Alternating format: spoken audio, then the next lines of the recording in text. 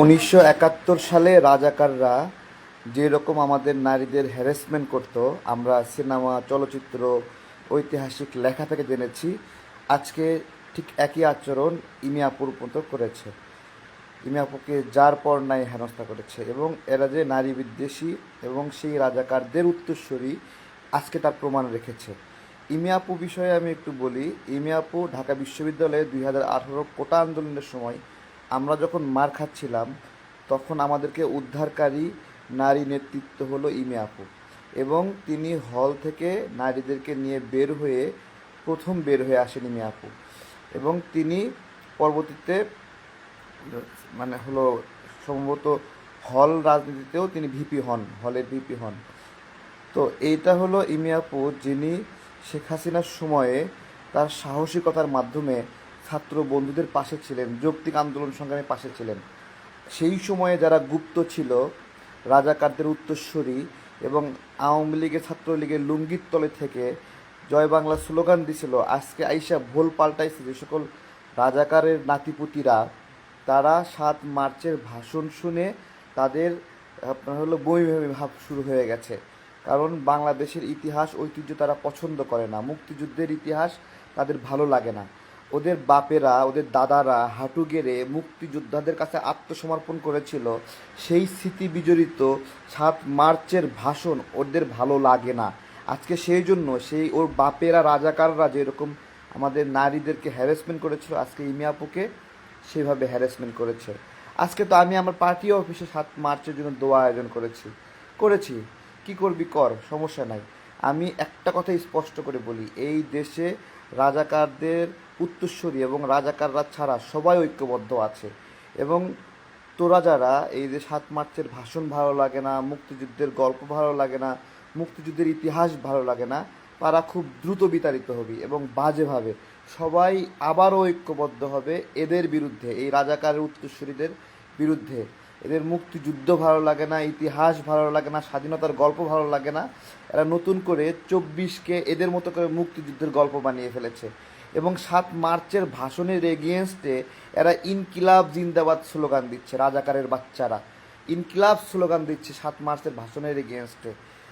ইনকিলাব ইনকিলাব ইনকিলাব ওর বাপের স্লোগান, বাপেরা স্লোগান দিছিল বাংলাদেশের বিরুদ্ধে, সেই জন্য আজকে আবার 7 মার্চের ভাষণের বিরুদ্ধে ইনকিলাব জিন্দাবাদ স্লোগান দিচ্ছে।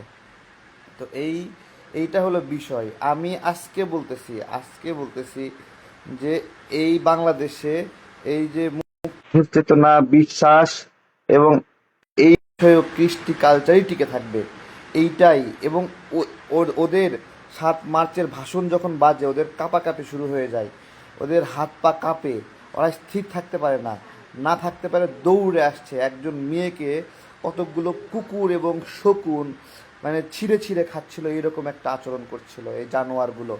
হ্যাঁ, ইনকিলাব জিন্দাবাদ দিয়ে নারীর গায়ে হাত দিচ্ছে, শয়তানের বাচ্চা, শয়তান রাজাকারের বাচ্চাগুলা। তো এইটা হলো একটা বিষয়। তো ভালো থাকবেন, বেশি কিছু বলার নাই।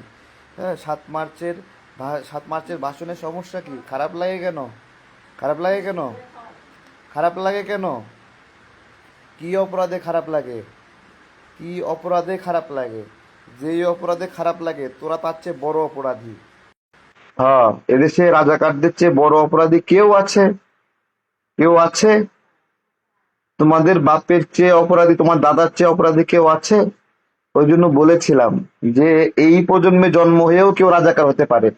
তার প্রমাণ হলো এই যে এরা, যারা আজকে এই হ্যারাসমেন্টটা এবং এই এই নারী নিপীড়ন করেছে, আজকে এরা হলো সেই। কেন এরা? কারণ এরা ওই যে মুক্তিযুদ্ধ ভালো লাগে না, ওই ইতিহাস শুনতে ভালো লাগে না, ওই বীরত্ব গাথা সাহসিকতার গল্প ভালো লাগে না, এদের ভাল লাগে দালালি। এরা হলো দালাল, 71-এর ঘাতক দালাল। তাদের উত্তরসূরিরা আজকে তাদেরকেও ঘাতক দালাল বলতে হবে, কারণ তারা একই আচরণ করছে, একই রকম। তোর বাবারা যেরকম আচরণ করছে, এরাও সেম একই রকম আচরণ করছে। এরা হলো সেই ঘাতক দালাল। এবং এরা এরা এদের মুখের ভাষা যে পরিমাণ খারাপ, ঠিক আছে, এরা তো ঘাতক এবং দালাল, এটা তো স্পষ্ট ঐতিহাসিক সত্য। এরা তো রাজাকার, এটা তো ঐতিহাসিক সত্য। রাজাকার তো কোনো গালি না। রাজাকার হলো একটা নির্দিষ্ট গোষ্ঠী যারা এদেশের মানুষকে হত্যা করছে এবং দর্শন করছে, তাদের পরিচয় রাজাকার। আমরা এই পর্যন্তই বলি, ওদের মতো বাবা মা তুলে গালি দিই না। এবং এরা এটা দেয়। এরা হলো নারী নিপীড়ক, এরা হলো নারীকে লাথি মারবে, তারপরে এদেরকে বহিষ্কার করবে, তারপরে জেল থেকে বের হওয়ার পরে আবার ফুল দিয়ে বরণ করবে। এরা হলো সেই মুনাফিক এবং সেই রাজাকার। হুম, সেই রাজাকারেরা। আমি আজকে স্পষ্ট করে বলছি, এই যে বাড়াবাড়ি করতেছোস না, বাড়াবাড়ি করতেছোস, এই যে বাড়াবাড়ি যারা যারা আওয়ামী লীগের বিরুদ্ধে আন্দোলন করছে, ঠিক আছে, সেখানে মুক্তিযুদ্ধের ইতিহাসের ক্ষেত্রে কোনো রং ভেদ নাই, তারা সবাই মিলে এটাকে সমুন্নত করবে। এবং এই যে আজকে সাহসের সঙ্গে শাহবাগে গিয়ে যে বাজাইছে ইমিয়াপুরা, হ্যাঁ, ইমিয়াপু তো ছাত্রলীগ করে না, তাই না? ইমিয়াপু তো 2018 কোটা আন্দোলনের সাহসী যোদ্ধা, 24-এর যোদ্ধা। সেই ইমি আপু আজকে ভাষণ বাজাইছে না, সবাই বাজাবে। আর তোরা দাঁত কেলায় দেখবি, কিচ্ছু করতে পারবে না। আস্তে আস্তে আস্তে আস্তে পুরো বাংলাদেশ এই রাজাকার পুতদের বিরুদ্ধে যাবে। আমাদের 24-এর যে আন্দোলন, আমাদের লড়াই, সেই লড়াইকে রাজাকারের বাচ্চাগুলো তাদের মতো করে মডিফাই করে এইটাকে মুক্তিযুদ্ধের বিরুদ্ধে দাঁড় করাইছে।